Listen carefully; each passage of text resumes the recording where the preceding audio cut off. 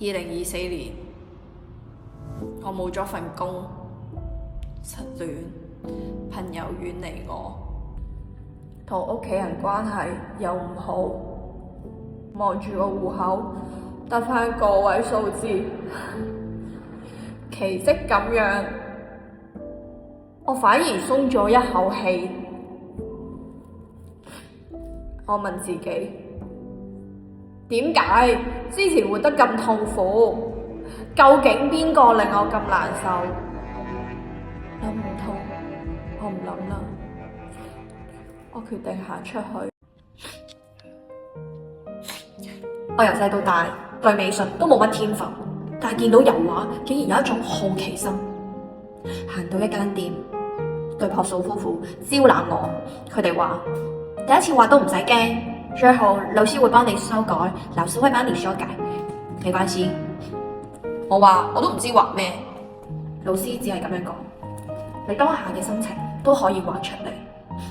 就係咁，我第一幅畫作誕生咗啊！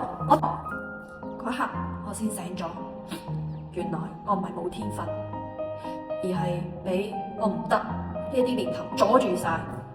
當我願意攞起支筆畫，但係我喺畫嘅過程入邊，不知不覺療愈咗自己。畫完，我先明白一句說話：諗都係問題，做先係答案。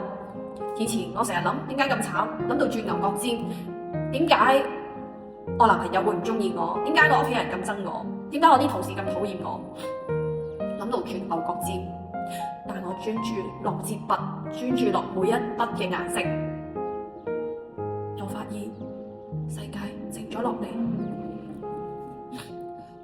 我最想同大家分享嘅係意志所在，能量誰來？